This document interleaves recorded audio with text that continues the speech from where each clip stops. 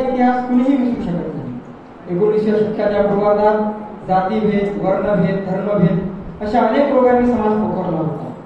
समाजाची व्यथा प्रथम ज्योतिबांनी ओळखली आणि ते दूर करण्याचा प्रयत्न केला।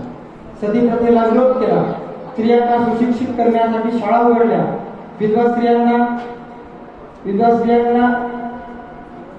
न्याय दिला, आधार दिला, अनाथ मुलांना दत्तक घेऊन त्यांना आपलं नाव दिलं, नवसमाज निर्माण करण्यासाठी आयुष्यभर कष्ट केले। या सत्कार्यासाठी सावित्रीबाई सतत सावलीसारखी त्यांच्यासोबत होत्या। धर्ममार्तंडाच्या विरोधाला न जुमानता सावित्रीबाई स्त्रियांच्या पहिल्या शिक्षिका झाल्या, अनाथांना आधार दिला। अशा थोर विभूतीच्या क्रांतीला उजाळा देण्यासाठी आम्ही आपल्यासमोर सादर करत आहोत 4 अंकी नाटक सावित्री ज्योतिबा फुले।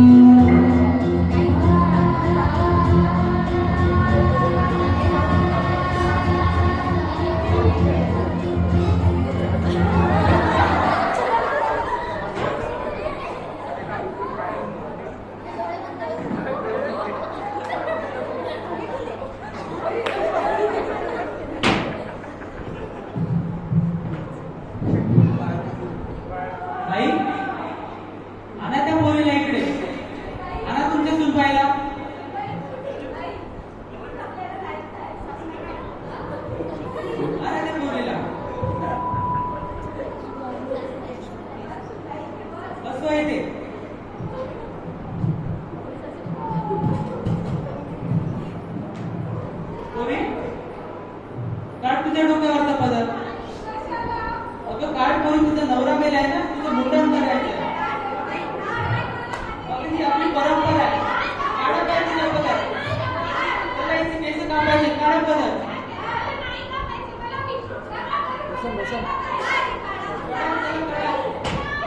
अम्मा काय चाललंय इथे? अहो ज्योतिबा, त्या पोरीचा सकाळीच नवरा मेलाय, तिचं मुंडन करायला आलोय। त्या बिचारीची काय चूक आहे? चूक म्हणजे तिचाच नवरा मेलाय ना। अहो पण हिला विद्रूप करायचं कारण तरी काय? अहो ते बाकी पिकी मला काय माहिती नाही, मला माझं काम मुकट्याने करू द्या, तुमच्या आमच्या मध्ये पडू नका। ज्योतिबा तुम्ही यामध्ये पडू नका, यापासून लांब राहायचं। अहो तुम्ही सुद्धा एक स्त्री आहे ना, तिची कदर काय येत नाही का तुम्हाला? आता कदर तरी काय करणार, तिचा नवरा मेलाय, आता तिच्या सौंदर्याचं काम तरी काय आहे? अहो त्यामुळे लोक हिच्यावर वाईट नजरेने पाहतील। मग काय याच्यावर तिला विद्रूप असं करण्याचं कारण तरी काय? अहो ज्योतिबा कशा लोकीच मध्ये पडत्या परंपरेच्या, समाजाच्या विरोधात जाऊ नका आणि आमचं काम मुकट्याने करू द्या। अहो जर तुमच्या जागी तुमची मुलगी असती हिच्या जागी तर तुम्ही असंच केलं असतं का? तुमचं धाडस तरी झालं असतं का असं सगळं करायचं? अहो या सर्व मुली माझ्या मुलीसारख्या, पण तुम्हाला सांगू तरी काय, कुठल्याच मुलीचं मुंडन करायचं माझं धैर्य होत नाही, परंतु हा समाज मजबूर आहे या समाजासमोर। अरे पण हे सगळं सोडून द्यावं लागेल ना, त्यांना कुठे बंद व्हायला हवं। अहो ज्योतिबा तुमचं म्हणणं बरोबर आहे, तुमचं ऐकून मी बंद देखील करेन हो, पण बाकीच्यांचं काय? बाकीच्यांचं जर तुमच्या नावाच्या समाजाने हे जर ठरवलं की आम्ही कोणत्याही विधवेची केशवपण करणार नाही, त्यांना त्यांचं मुंडन करणार नाही, तर ही केशवपणाची प्रथाच बंद होईल, असं वाटत नाही का तुम्हाला? तुमचं म्हणणं अगदी बरोबर आहे ज्योतिबा, मला पटतंय हो, करेल देखील तुमच्या म्हणण्याप्रमाणे आणि तुमचं बोलणं देखील विचार करेल। हो पण याच्यावर विचार करावा लागेल तुम्हाला, हे कुठेतरी बंद व्हायला हवं। करेल ज्योतिबा, मी नक्कीच प्रयत्न करेन। नक्की विचार करा याच्यावर। बघा त्या काळातील या वाईट रूढी, या मुलीचा बालपणच विवाह करण्यात आला आणि या बालविधीला त्रास देत आहे आणि चांगल्या विचारांचा विरोध करत आहे. अशा प्रकारे महात्मा फुले यांनी विद्वांच्या केशवपणाला विरोध करून नाव्यांचा संप घडवला.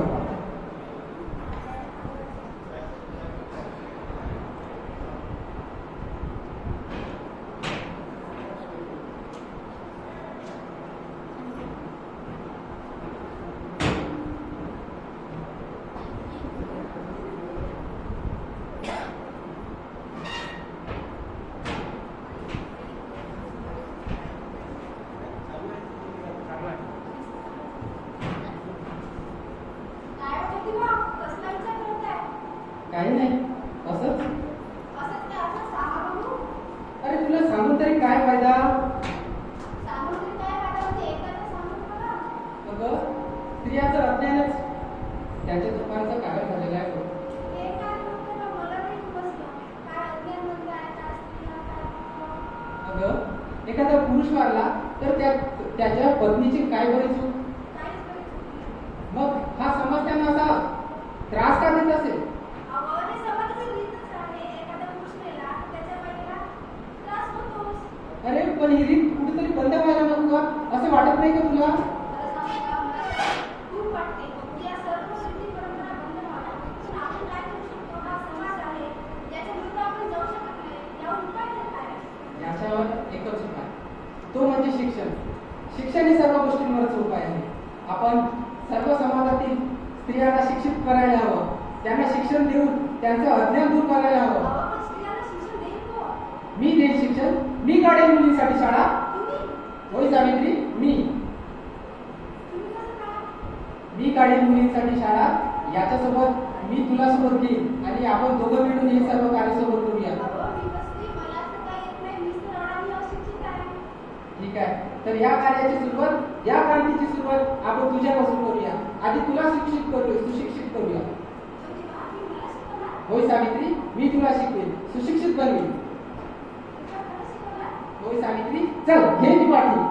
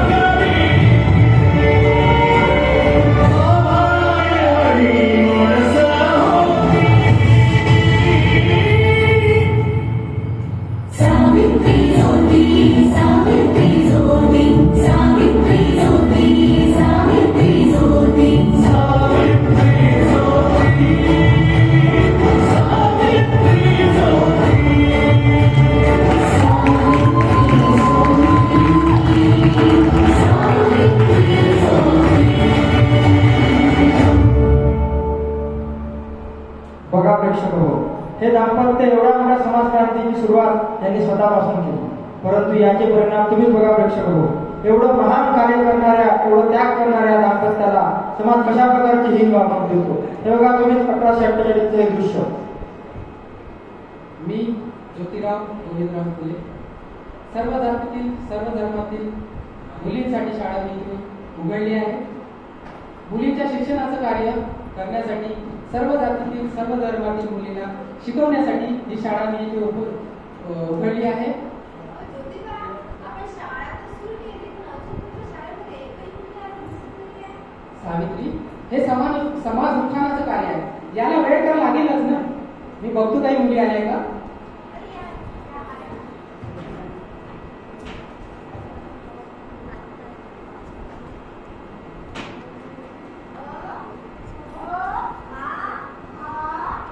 हो प्रथम शाळेची गणपतीने वाजवली.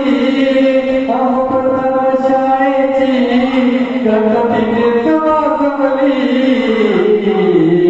साऱ्या भारतामध्ये हो तिने कीर्ती गाजवली साऱ्या भारतामध्ये हो तिने कीर्ती गाजवली अहो प्रभू शाळेची गणपतीने वाजवली अहो प्रभू शाळेची ठीक आहे तुम्ही तुम्हाला समजलं का आता? तर आता तुम्ही घरी जा आणि बघा घरी येताना जवळच जा चुकून जायचं काय तिला घ्यायचा तू घरी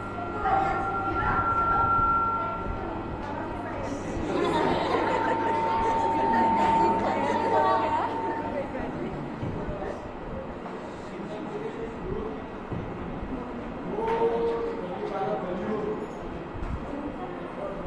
म्हणजे पोरांना शिकवायला निघाली.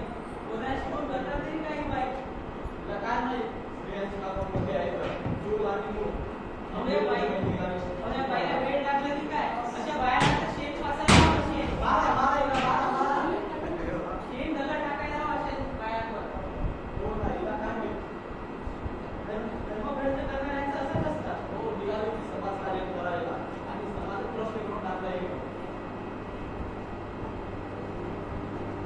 सावित्री, काय झालं तुला?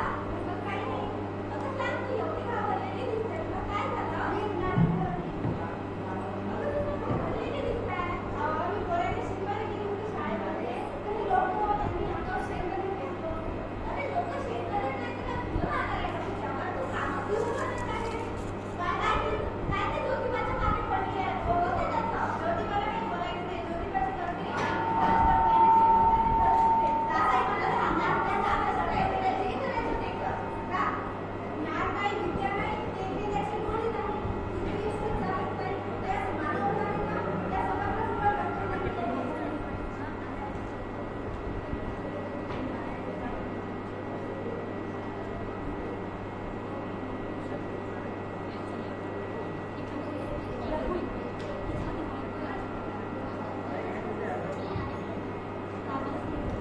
आली सावित्री काय होता तुम्हाला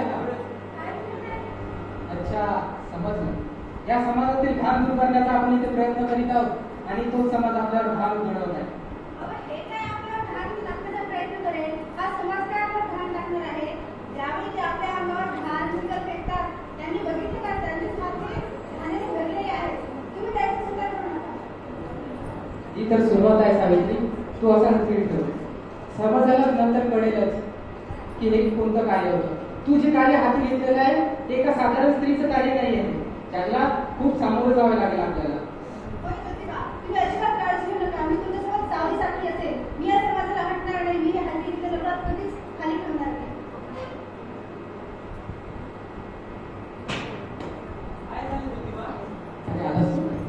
काही नाही हे लोक खूप त्रास देत आहेत ते अहो त्रास तर देणारच ना तुम्ही धर्माच्या विरोधात जाऊन कार्य करत आहे कोणतं धर्म काय बोलतोस तू अहो आपल्या धर्मामध्ये आपल्या परंपरेमध्ये शूद्रांना त्यांना शिकण्याचा कुठलाच अधिकार नाही असं कोणी सांगितलं की शूद्रांना आणि स्त्रियांना शिक्षणाचा अधिकार नाही म्हणून अहो आपल्या परंपरा सांगतात काळापासून चालत आलेल्या अगं, परंपरा आहे पण परंपरा कुठेतरी बदलायला हवी का अहो मी पुण्यामध्ये मुलीची शाळा काढली आणि पुण्याचा प्रत्येक व्यक्ती आता तुमचा शत्रू बनलाय मित्रा प्रत्येकच व्यक्ती नाही काही समजदार व्यक्ती सुद्धा माझ्यासोबत आहे त्याच्यासोबत मी हे कार्य चालूच ठेवणार अरे तुला कितीदा समजावत नाही मी ऐक माझं तू त्यांच्या विरोधात जाऊ नको उभी मी कुणाच्याच विरोधात जात नाहीये मला जे करायचं ते मी करणार हेच काही नव्हे तर याच्यासोबत केशवपणाची प्रथा बघ मला तुला काय करायचं ते विधवा पुनर्विवाह शेतकऱ्यांसाठी कार्य आणि गोरगरिबांसाठी कार्य मी असं चालू ठेवीन आणि कुणालाही भिणार नाही हे कार्य माझं असं सतत चालू राहील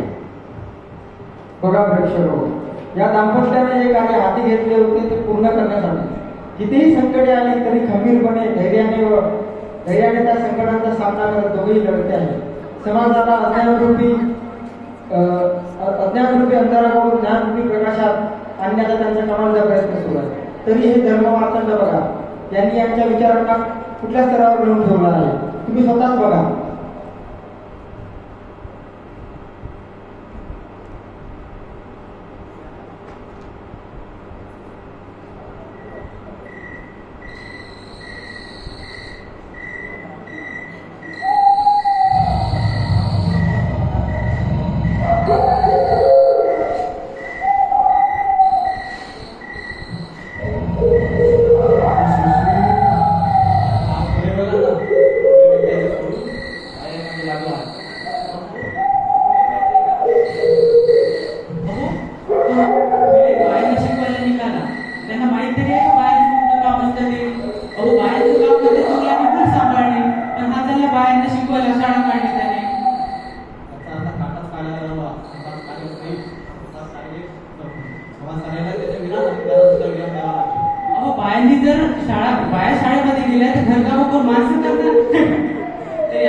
आपण काटा काढलाच पाहिजे. आपण रामोशांना बोलावूया. बोलवा त्या रामोशांना, बोलवा.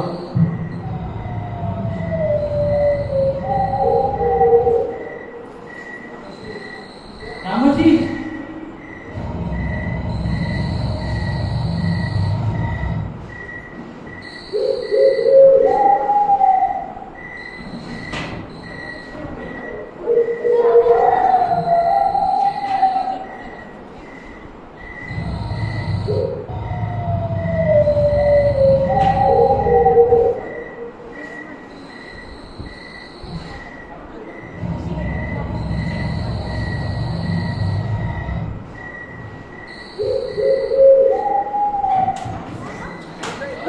कोण आहात तुम्ही?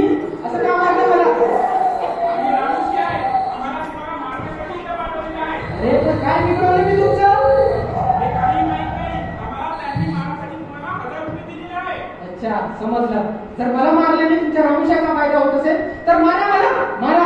पण सावित्री, तू एक लक्षात ठेव, जे आपण शूद्रांना शिकवण्याचं कार्य हाती घेतलेलं आहे ते असंच चालू राहिलं पाहिजे.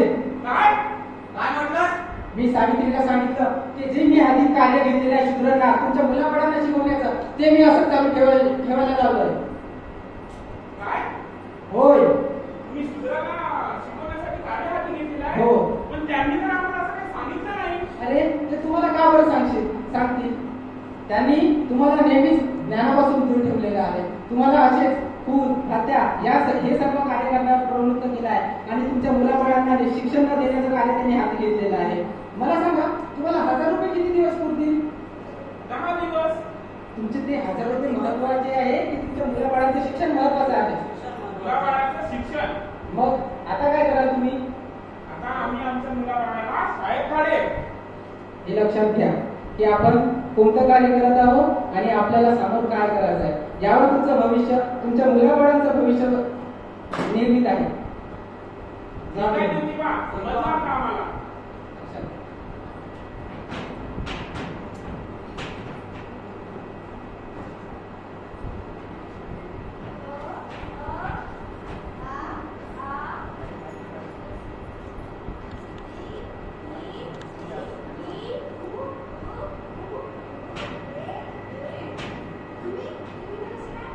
अरे, आम्हाला ओळखलं नाही तुम्ही? आम्ही रामोशी. हा. आम्ही आमच्या मुलींना तुमच्या शाळेत आणलं. हा. आम्हाला शिकायचं आहे, स्कूल सोडून आम्हाला माणूस बनायचं आहे आणि आम्हाला शिकवा.